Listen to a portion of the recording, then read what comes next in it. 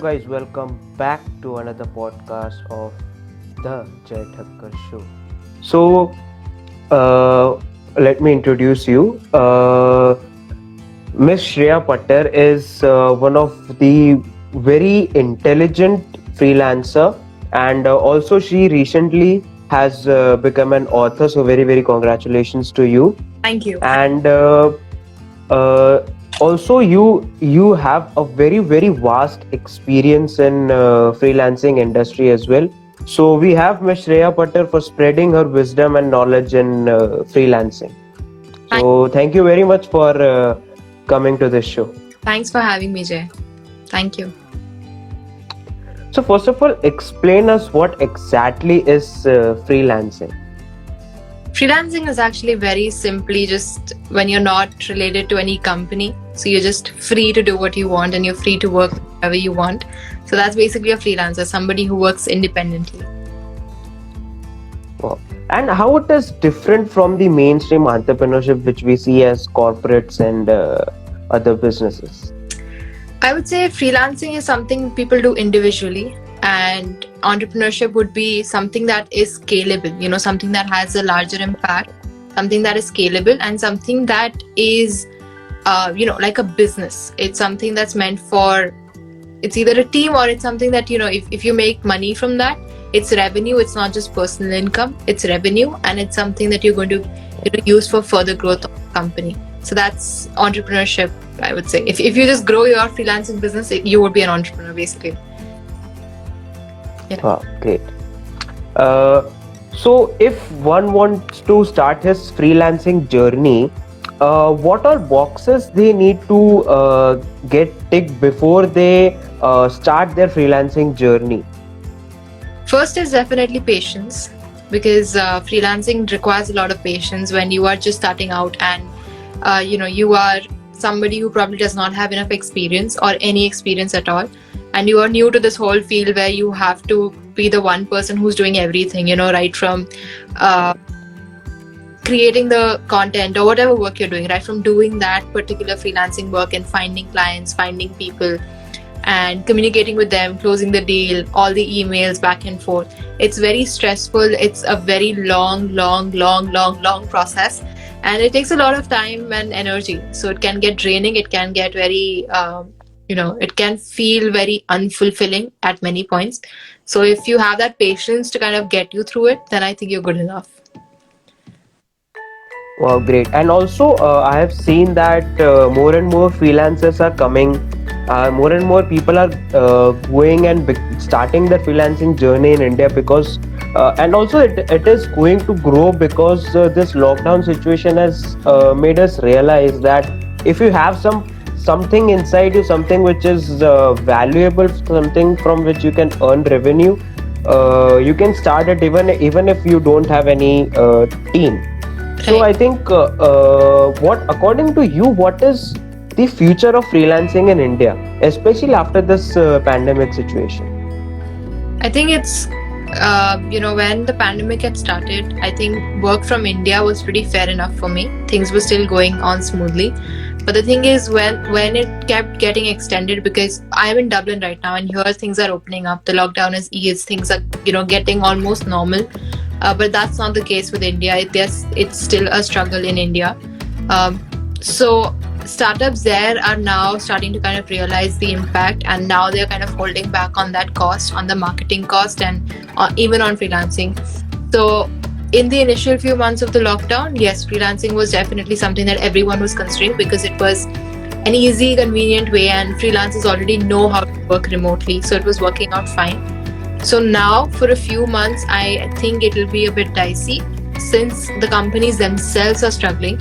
But again, once they're back on track, I think again they would like to still keep things remote. They would still like to, find somebody who can get the job done quickly, who can commit to their company instantly, and kind of just give them the best work in the least possible time.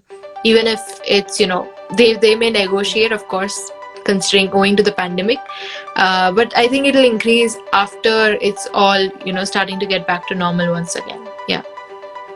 Yeah. So, what would be your advice to freelancers who are suffering through same issues of not getting enough work, or they have to fight for the pricing issue. So what would be your advice for them?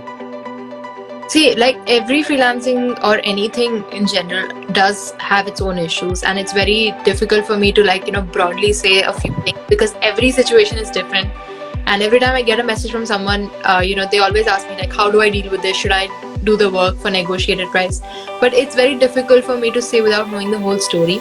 Maybe you are really with that person, then you have to kind of go in for it.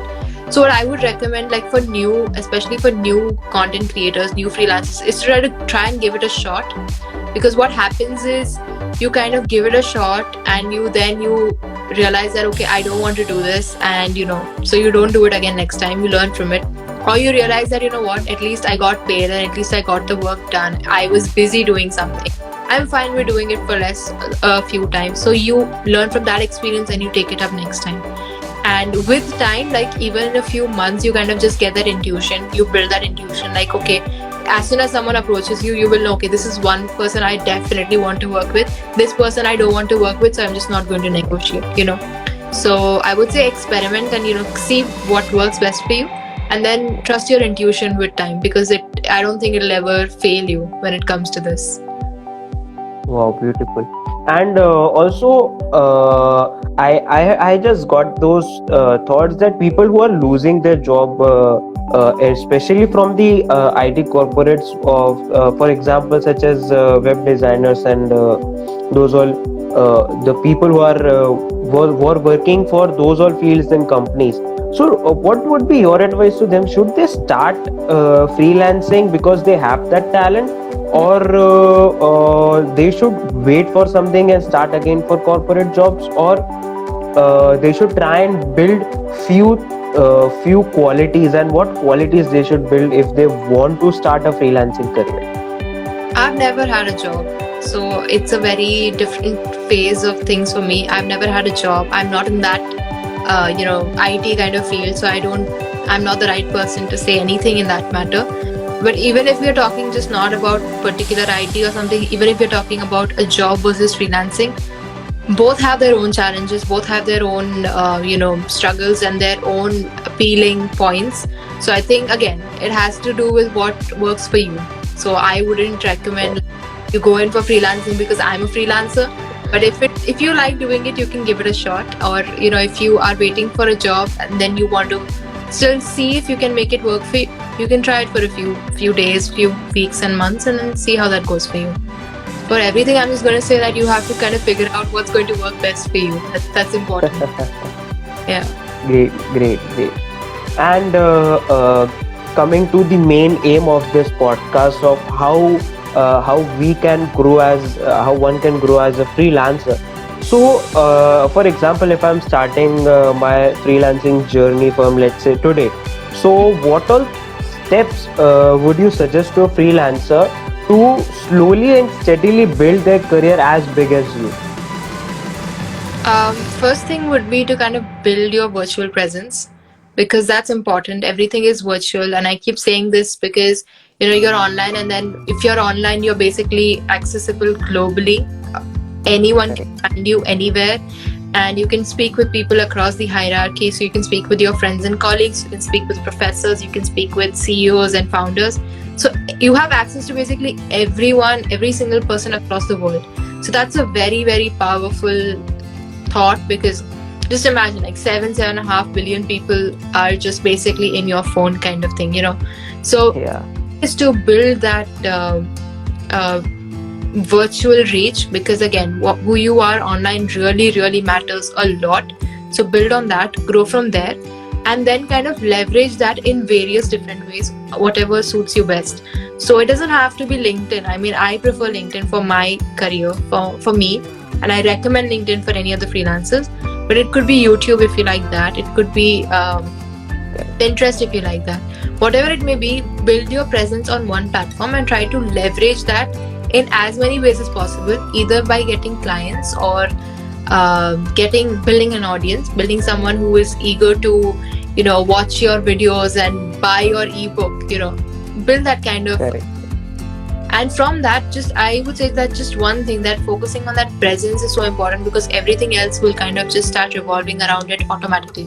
So you'll just start getting work, and you'll start learning patience, because people will be weird sometimes. They will comment weird things, and you'll have to be patient. So you'll start learning everything with time. So yeah, just start with creating that presence. Correct, 100%. And also one point which I feel I want to add is,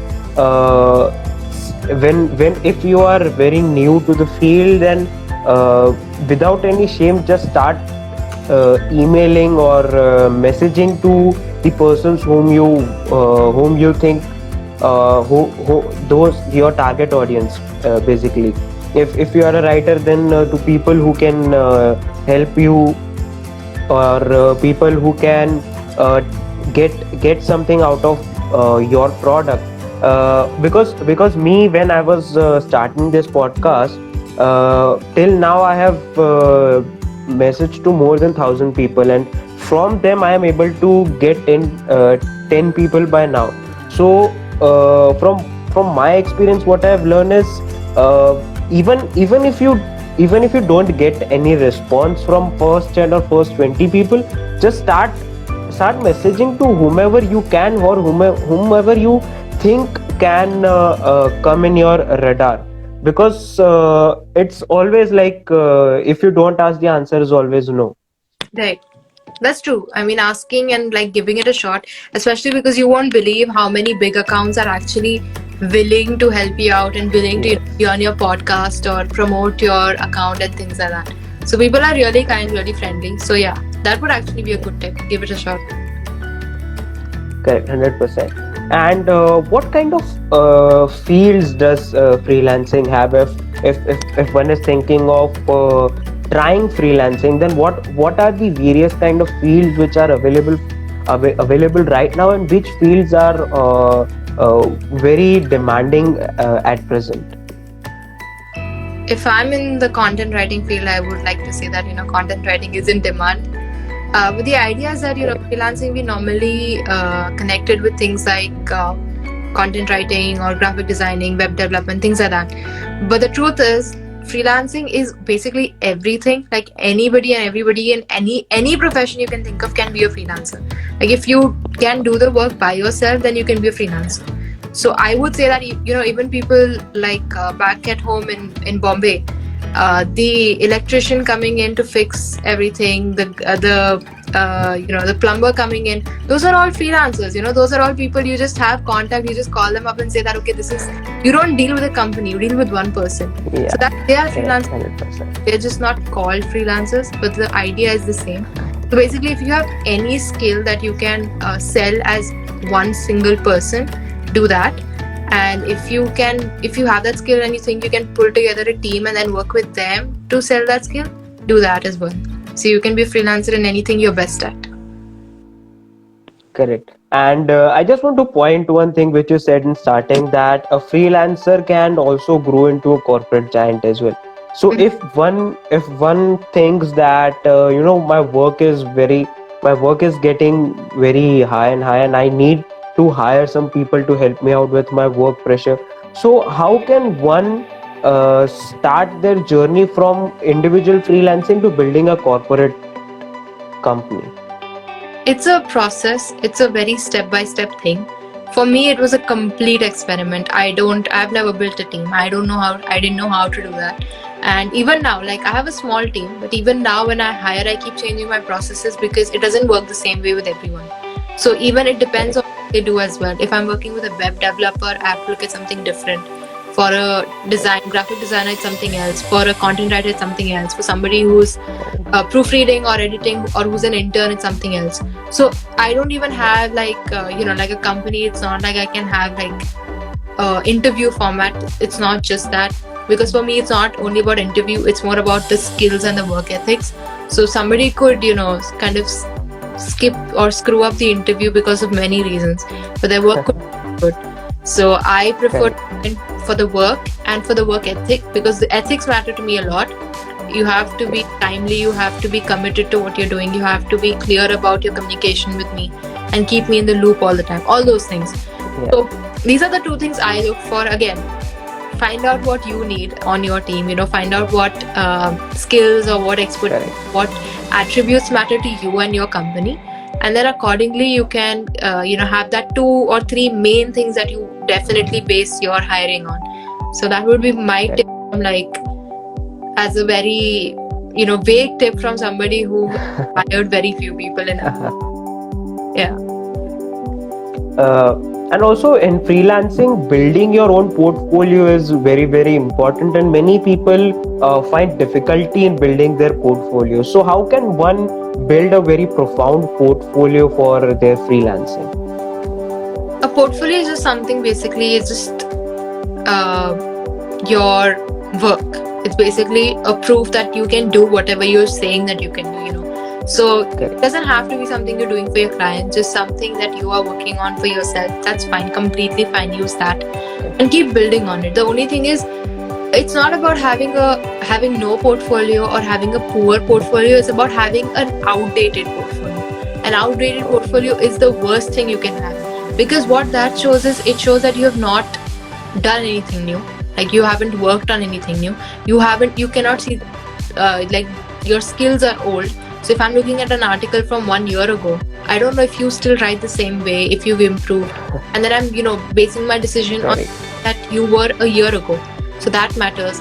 And third is consistency. If you can't maintain your own portfolio, if you can't maintain something that is going to help you get clients, is something that is going to help you make money and show a good presence, then how can you help me, create good content and build my presence?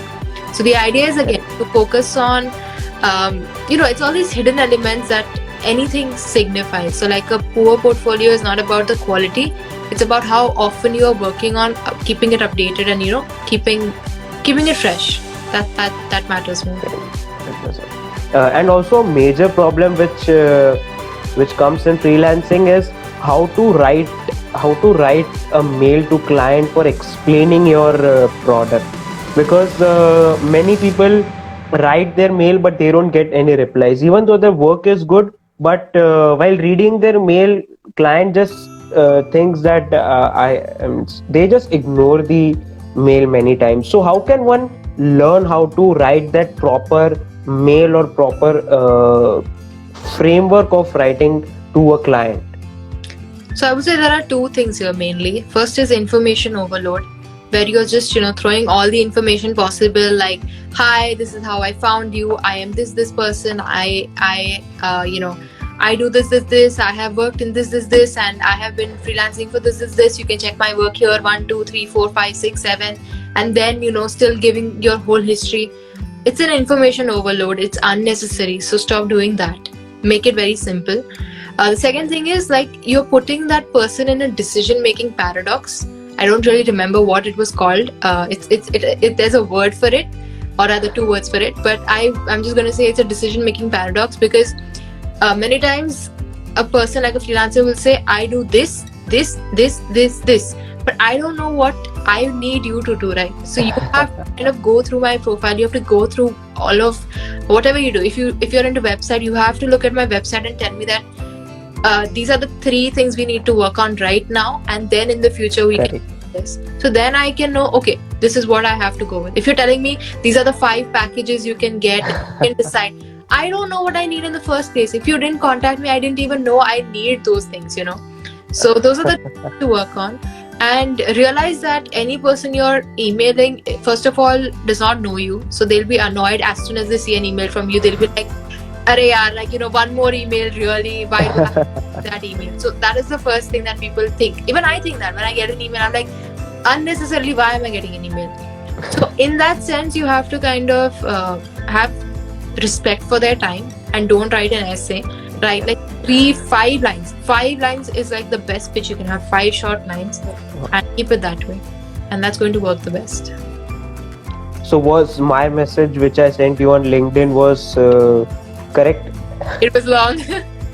I haven't gotten it. See, again, it's basically about it's good to talk about yourself, and then it's good to talk that, okay, I like your content and things like that. So yes, like, I really thought that you really captured everything well. You talked about my content, you talked about yourself. That was the perfect way to do it. I would just shorten it. That's the only thing I would do. That's it. Sure. remember your message. So it was definitely, and I'm here. So it was a good message. Yeah. Thank you, thank you. Uh, and many people also find difficulty in marketing themselves. When you said that we have to grow virtually, we have to grow in. For example, you mentioned LinkedIn and other platforms as well.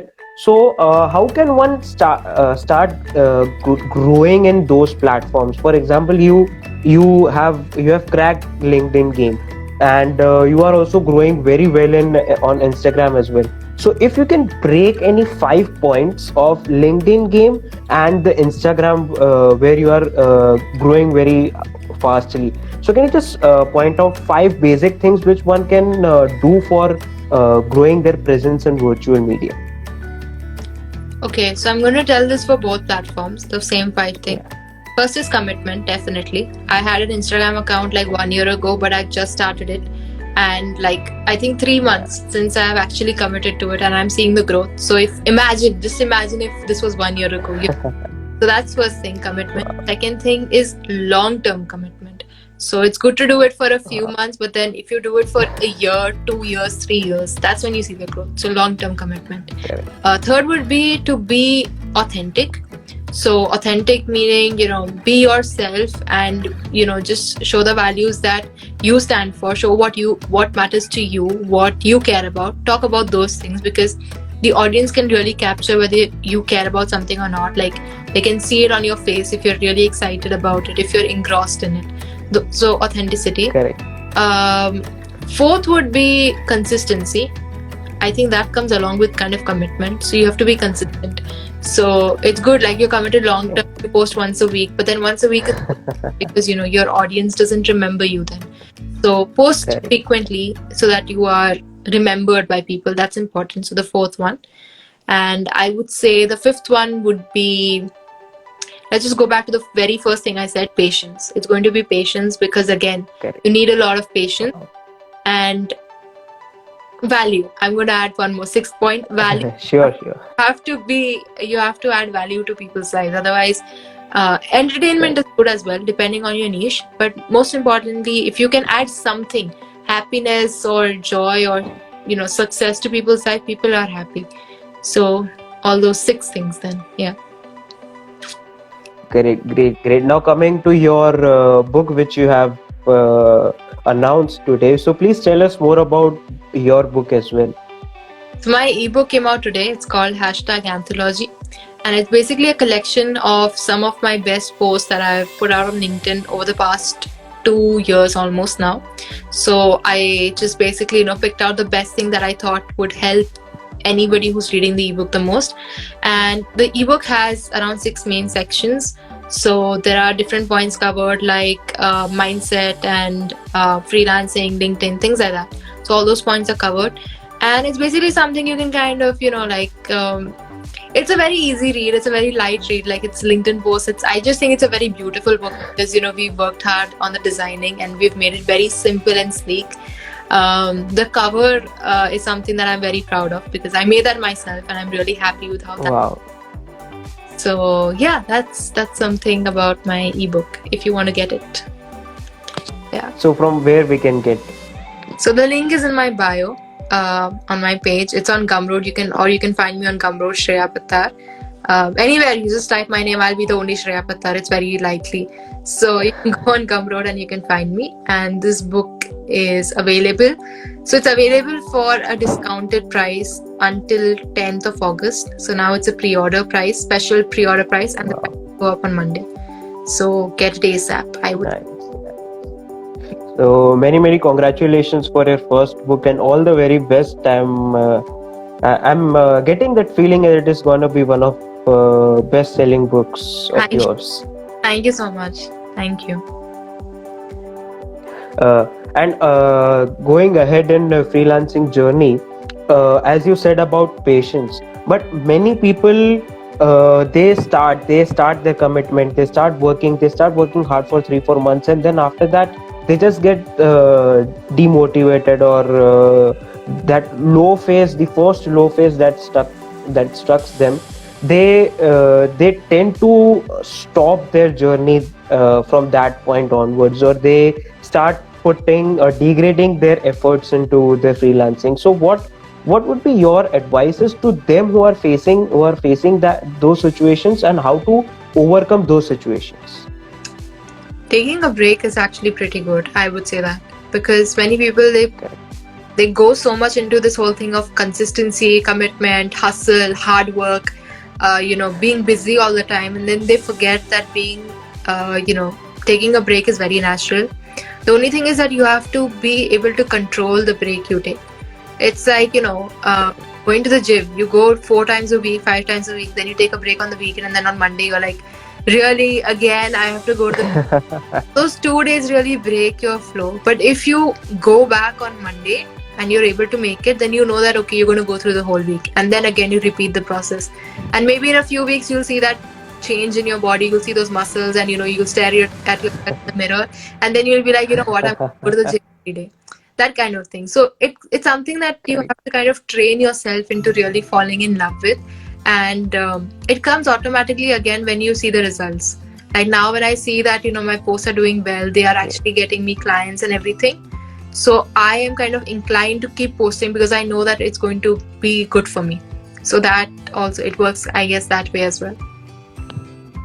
Great. And also one point which I think which I would like to add is even when you are taking break, just try to purely disconnect yourself with the pressure which you had during those time. Because sometimes even if I'm taking break, I always have that thing in mind that after this break I have to do this, after this break I have to do this. So in that pressure, the refreshment of break just vanishes, and we are spending those so-called breaks in pressure and tension of what to do next. Correct. That happens with me a lot, honestly, because I take the weekends off from work, but then sometimes I get client emails on Friday night, and then I'm like, should I respond? Should I not respond? And then the whole weekend I'm doing this back and forth, and then I try to pull it through Monday, and then I respond on Monday. So that's a battle I fight with myself. So that's a very good point. Like, get rid of it completely. And also the client point you mentioned, I was going to come to that point as well, because dealing with client is also one of the very important aspect of freelancing. Because many times, as you said, that when we are thinking of taking a break, just few moments before our break, something comes up and we are like, should I take it or not? Or because many times extending it can create a loss, or immediately responding to it may create a loss. So how to analyze that situation, and how to in general deal with clients as well? It depends on the situation when we talk about, whether to take something up in the last minute.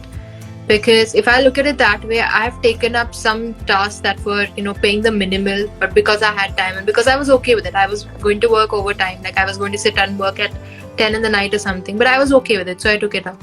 And there were times when the clients were like, we'll pay you 3 or 4 times more also. You get this. But I was done for the day. I'm just like, no, I cannot do anymore. I don't have the money only. It's also, I cannot take up any more work at this very moment. So if you can do it tomorrow, fine. Otherwise, not today. So for me, it's not like, it could be various factors for anyone. And, if the time is a bit weird, then I would probably take it up if it pays me well. And then I would not care about how tired I am. It's very circumstantial, honestly. Depends. And yeah, honestly, everything in freelancing is so unique because every person you're dealing with is a different kind of person. And again, I would comes with practice, because with practice you just get that intuition, and you can never be wrong with that intuition. Like 99.9% times, if my brain said don't take this, like if my brain or gut, whatever your intuition comes from, if that said don't take this up and I have not taken it up, I have actually felt better, even if that was a lot of money, even if that was a big client. But I had that mental peace that okay, I have followed my gut and I have not put myself in pressure unnecessarily. So I'm fine with that. Wow. So I would recommend, money is fine, work is fine, everything's fine, but if you have that luxury to kind of, prioritize your mental health and your peace and your well-being over everything else, then do that, go for that. And if you don't have that luxury yet, work towards getting that luxury, because that luxury is just amazing. So work towards that so that you don't have to think of things like money or something else. So yeah, if you want to learn, then kind of build towards that. Great, great. And another big aspect comes when we start freelancing is how much money to put on our product, because many times we overprice our product, many times we underprice our product, and we just don't know that the product which I'm providing, how much it costs me, and how much it should be valued to fit perfect in market to give me good profits and to get my work done in correct time. So how can one think on that aspect? For freelancing, I would call it services rather than a product. Because when we say product, it's something physical, whereas services is something basically that you provide as an individual in terms of your skills. So I would say, like most services, they do not really require a lot of investment. There's no real expense into creating something. So I have a laptop, I have Wi-Fi, I pay my rent, and that's kind of the main thing that I have to focus on in terms of expense. For a designer or developer, it could be those applications they use, it could be Adobe, Yeah. it could be anything that they work with. That's their expense. So when it comes to freelancing, we have that kind of a privilege that a service can be priced in any kind of zone. You could charge, I could sell you something for say 1,000 rupees now, and tomorrow I could go out and sell that exact same thing to someone else for $1,000. So the idea Wow. is how you market it. The idea is whether you are in the position to kind of demand that much, whether you're in the position that your service is worth demanding that much. That matters. So the whole point is that in freelancing there's no perfect price. If you have that command, when you say that I'm going to charge $1,000 for this, and if somebody is willing to pay you, then you're doing good. Then you just know that. And if not, then you kind of work towards that, and you kind of work towards it, and you make it possible, and then you go from 1,000, 2,000, whatever you want to go in for. So there's no perfect price. Again, experiment and see what works best for you. Beautiful, beautiful.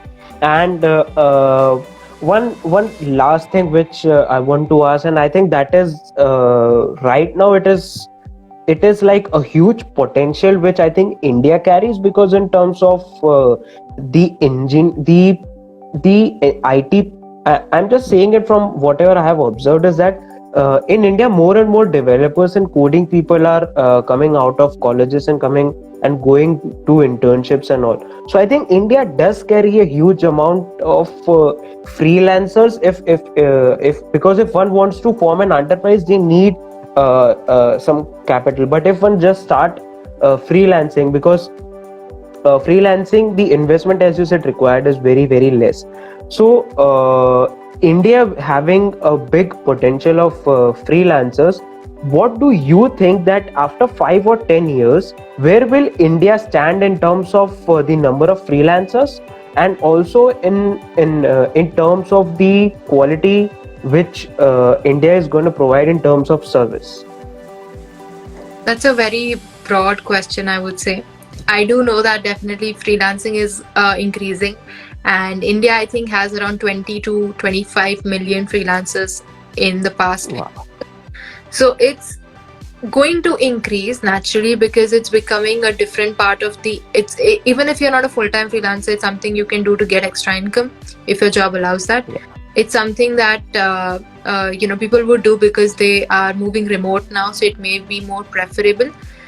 So yeah, it would increase. In terms of quality, I'm not really sure, because there are so many things coming up right now in terms of tools that can basically replace freelancers. So I don't know, maybe in 10-15 years, instead of freelancers, we'll have something completely different that would have more impact and more value and be more beneficial for individuals. So maybe, I'm looking forward to something like that, instead of just continuing with this whole simple freelancer thing. So I'm not sure where it goes, but I just hope it goes to a good place, and that everyone's especially that everyone has the courage to charge worth their value and get paid for it. So that would be a very good thing. Beautiful, beautiful. And where do you see yourself in next 5-10 years? See, this is a question I never ever know what to.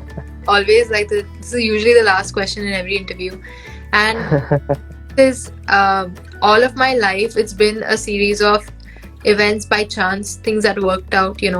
Meeting the CEO of LinkedIn, and then suddenly starting liking LinkedIn and liking working on LinkedIn, and then getting clients from a viral post. Or even before that, I found my college in an Ireland education fair by chance. I was not even supposed to be in Ireland, but I found it by chance, and then things happened here. And then I found LinkedIn, then I found clients, then I found work, and then I'm doing this thing. I didn't think I would be here. So I guess I'm just taking everything as it comes by, and then see how where that takes me, because I didn't even know I was going to release an ebook so soon. So I didn't know that. So we will find out, I guess. Yeah. Great, great, great. And from whatever you have observed on my Instagram account and LinkedIn account, what would be your 3 advice for me on how can I personally grow my social media presence? So I think I've seen more of your Instagram because we have spoken on Instagram, so I can tell you for Yeah, that. sure. Good covers for your video. That would be good, because when they're seen on the feed, I would, anybody would like to see good covers that instantly tell what they can get if they click on that. That would be super helpful. Um, I think a profile picture update would be good, where you are seen, like your face is seen, because people really like seeing faces. People like it, makes your profile more trustworthy. And can I say that just stick to one profile maybe, because I know you have profiles, so maybe I would just say stick to one profile. So that's like, there's not really much tips I can give you. You're doing great. I've seen a lot of your podcasts, and it's pretty interesting. Like Thank you. this one was very interesting. You had some really good questions, and everyone is even commenting that these are really good questions. So yes, these are definitely good questions. So you're a good host. So keep doing what you're doing with your podcast. That's it. Thank you. Thank you. Yeah. Thank you. And what would be, I say, what would be next book if you are gonna write the next book of yours, and what would be what would be it about? I'm working on like 2 or 3 concepts right now. So for the ebook, so I'll let you know whichever one I decide to go with. Sure, All 3 will 100%. come out eventually, but I'll let you know which one first. Yeah. Sure. So, how was this podcast? Oh, I told you it was really fun. I saw a lot of comments that people were enjoying. Like somebody has written that there's too much information. So I'm glad that there's too much information. That's how a podcast or a live should be. So I'm glad about that. Yeah.